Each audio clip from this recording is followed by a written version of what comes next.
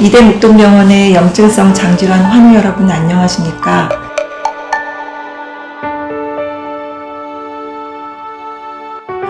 진료 시간마다 늘 좋은 정보를 많이 드리지 못하고 시간에 쫓겨서 간단한 말씀밖에 드리지 못했다는 것이 늘 아쉬웠습니다. 그래서 이렇게 동영상을 통해서 여러 환우 여러분들께 질병의 이해에 대해서 말씀을 드리고자 합니다.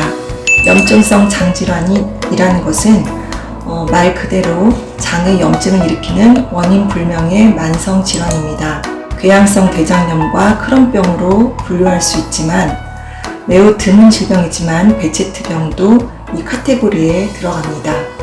그리고 장결핵, 폐에서만 결핵이 생기는 것이 아니라 장에도 결핵이 발생할 수 있는데 이 장결핵이 크론병과 모호한 부분이 있기 때문에 염증성 장질환을 이야기할 때 종종 많이 언급이 되기도 합니다. 그리고 항상 그런 것은 아니지만 대개는 젊은 연령에 발병하는 질환입니다. 복통과 설사, 혈변, 체중 감소 등을 유발할 수가 있고 제대로 치료가 되지 않으면 장폐쇄, 천공, 대장암, 치루 등의 각종 합병증을 초래할 수가 있습니다.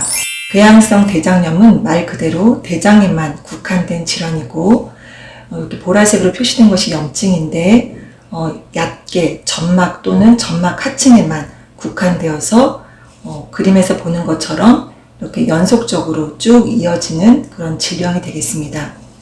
이에 반해서 크론병은 입에서부터 항문까지 어디에나 가능하고 점막에서부터 장막까지 깊게 염증이 침투할 수가 있으며 그림에서 보시는 것처럼 띄엄띄엄 이렇게 분포하여서 내시경 사진에서처럼 이런 염증 소견 옆에 이렇게 비교적 괜찮은 그런 장 점막이 보이는 그런 띄엄띄엄한 그런 염증 소견을 보이는 질병이 되겠습니다. 염증성 장질환에 걸리기 쉬운 유전자를 가진 사람, 그렇지만 유전병은 절대 아닙니다. 유전적인 소인을 가진 사람에게서 알 수 없는 환경적인 요인이 촉매제로 작용을 해서 장내에 해로운 면역 반응을 유도하게 됩니다. 우리 몸에 그 나쁜 병균이 들어오거나 또 외부의 물질이 들어왔을 때 몸을 보호하기 위한 것이 면역체계입니다. 그런 그 나쁜 물질들을 공격하는 것이 면역체계인데 이 면역체계가 오작동을 하여서 위장관, 우리 몸의 그 장기를 부적절하게 공격하게 됨으로써 염증을 일으키는 그런 질병이 되겠습니다. 여기서 알 수 없는 환경적인 요인이라고 하는 것은 아직까지 명확하게 밝혀진 것은 아니지만 음식, 식이, 감염, 흡연, 약물 등이 유력한 후보로 많이 거론이 되어 왔습니다. 이를 통해서 장내 세균이 변화를 일으키고 장내 환경이 변화를 일으켜서 이런 그 여러 가지 복잡한 요소들에 의해서 질병이 발생된다라고 현재까지 설명하고 있습니다. 이전에 유전적 소인이라는 말씀을 드렸는데 유전병은 아닙니다. 다만 가족성 질환이라고 이야기를 할 수가 있는데 서양의 그런 데이터를 보면 염증성 장질환을 가진 부모에게서 태어난 자녀에게서 염증성 장질환이 발생할 위험, 그러니까 부모가 염증성 장질환이고 자녀가 염증성 장질환일 그런 확률은 아닌 경우에 비해서는 2배에서 12배까지 증가하는 것으로 보고되고 있습니다. 그렇지만 이 질병 자체가 매우 낮은 희귀병이라는 것을 염두에 두어야 되겠습니다. 물론 부모 모두가 염증성 장질환일 때에는 그 발병 위험도가 훨씬 더 증가하는 것으로 알려져 있습니다.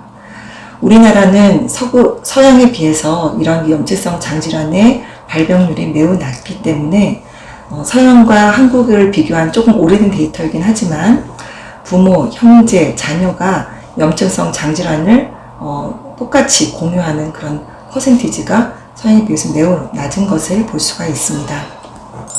이전에 말씀드린 것처럼 항상 그런 것은 아니지만 대략 젊은 연령에서 발생한다고 말씀을 드렸는데 궤양성 대장염은 비교적 광범위한 연령대에서 발생을 할 수가 있습니다. 크론병은 이에 비해서 젊은 환자에게서 흔하게 발생을 합니다.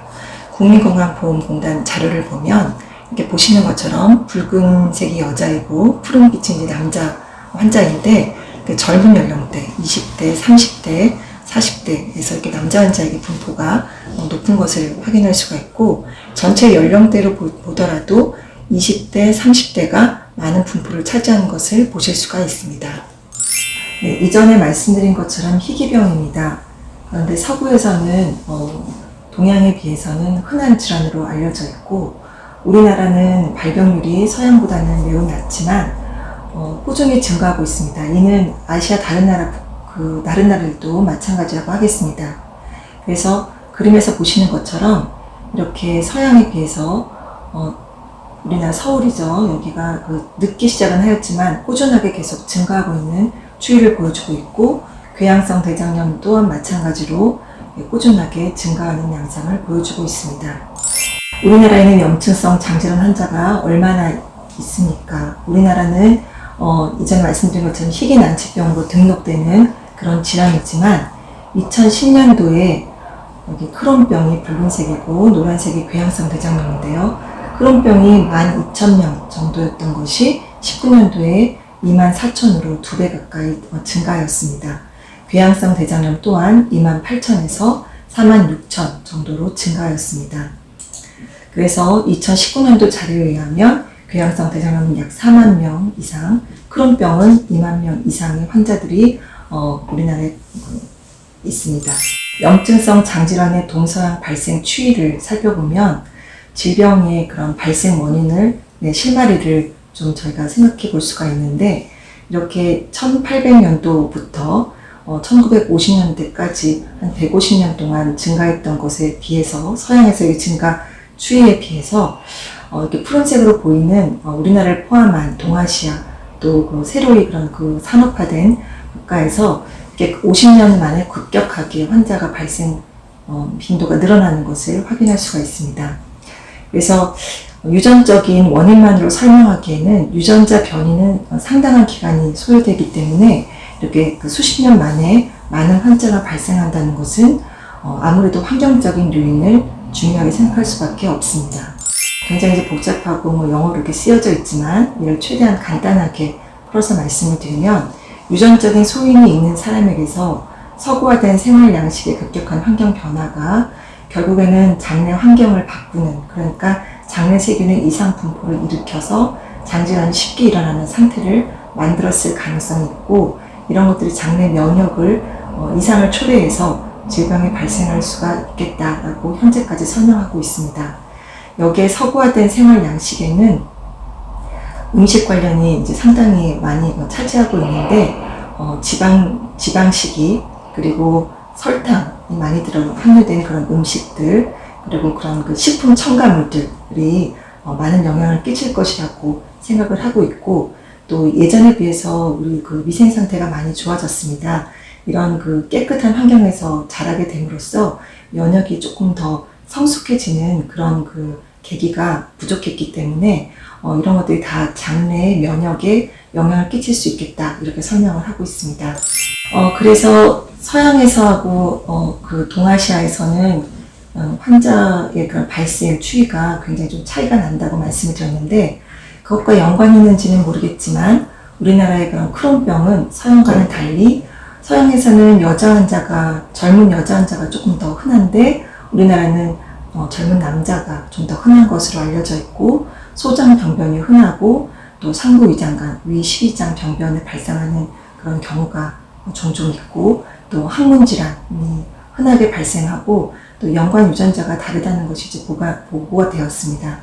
한국의 궤양성 대장염은 서양에 비해서는 심각도가 조금 덜해서 궤양성 직장염 환자가 상당 분포를 차지하고 있고, 또 수술률이 낮은 것으로 알려져 있습니다. 대표적인 증상은 설사, 복통, 혈변이 되겠고, 만성화가 되면서 잘 못 먹게 되기 때문에 이제 식욕 감소나 체중 감소도 동반할 수가 있고, 이런 그런 증상이 이제 수개월 동안 증상이 반복 또는 지속되다가 굉장히 늦게 진단되는 경우가 상당히 있습니다. 자, 이전에 제가 염증성 장질환은 희귀병이라고 말씀드렸는데, 희귀 난치병이라고 이렇게 붙여서 이야기를 합니다. 완치가 가능하지는 않습니다. 그래서 제가 혈변을 보거나 배앓이가 심했거나 설사가 심했던 그런 상태가 호전되고 나면 완치가 되었다라고 표현하진 않고 이제 관해에 들어갔다라고 이제 이렇게 말씀을 드리는데요. 질병이 심한 상태의 이런 활성기가 호전이 되면 관해에 이르게 되고 아직까지는 완치는 불가능한 질병으로 알려져 있습니다. 증상이 좋아지고 나면 이제 치료를 안 해도 되지 않나 라는 질문들을 하실 때가 있습니다. 그렇지만 증상과 장염증 상태가 항상 비례하는 것은 아닙니다. 치료를 하지 않으면 결국에는 장의 변형이 일어나게 됩니다. 협착, 누궁, 농양, 장의 단축과 같은 이런 심각한 합병증을 초래할 수가 있고 결국에 장절제와 같은 그런 큰 수술을 받을 가능성이 증가하게 됩니다. 그리고 또한 그 만성 염증이 계속해서 지속이 되면 악성 종양의 발생 가능성이 증가할 수가 있습니다. 그래서 치료는 지속적으로 하셔야 합니다. 치료의 목표는 그래서 증상을 호전시키는, 물론 증상을 호전시켜서 이 상태를 잘 유지해서 환자분들의 건강한 그런 삶을 지속시키는 것이 물론 중요하겠지만 또 하나 중요한 치료 목표는 염증이 동반된 장이 구조적인 변형을 일으켜서 장 기능을 그런 그 손상이 오는 것을 막고 합병증을 예방하는 것입니다. 그래서 과거에는 증상이 좋아지면 괜찮은 것으로 생각을 했지만 이것을 이제 임상적 관해 임상 증상의 완화만을 목표로 하는 것을 과거에 그런 목표로 삼았다면 현재는 점막의 치유, 그러니까 증상과 상관없이 점막이 치유되어서 이것을 이제 깊은 관해라고 표현을 합니다. 궁극적으로 그 질병의 진행 상황을 최대한 막는 것을 목표로 하고 있습니다. 염증성 장질환의 치료는 꾸준한 약물 치료가 기본입니다. 보시는 것처럼 그 약물 치료 피라미드가 보여지고 있는데요. 이렇게 항염증제, 스테로이드, 면역 억제제, 생물학적 치료제와 같은 이런 그 치료제를 경미한 질병 상태에서부터 심각한 질병 상태까지 단계별로 치료 그 수준이 달라지게 되겠고, 혹시 이제 환자분이 이제 증상이 안 좋아지는 그런 그 상태에 이르거나 또는 어떤 경우에는 중대한 합병증을 빨리 호전시키기 위해서 선별적으로 수술을 하는 경우도 있습니다. 이러한 것들을 제외하고는 약물 치료가 기본이 되겠습니다. 굉장히 오래된 책이지만 그 크론병 환자가 직접 쓴 그런 그 책인데요. 지금도 절판되어서 거의 힘든 책인데 이 책에 러닝 시크니스라는 그런 표현이 나옵니다. 질병을 통해서 많은 어려움을 겪지만 이 질병을 통해서 또 인격이 성숙해지고 또 못 보던 것들을 많이 알게 되었다라는 그런 환자가 그런 배움의 그런 고백을 하는 내용이 있었는데요. 이 질병을 통해서 또 우리가 많은 것을 느낄 수가 있고 또 주변의 사람들과의 또 더욱더 돈독한 관계를 가질 수도 있겠다라는 생각이 들기도 합니다. 네, 많은 환우분들께서 이 질병을 치료하는 그런 여정 속에서 그래도 가치 있는 삶이 되었다라고 생각하실 수 있도록 제가 최선을 다해서 돕도록 하겠습니다.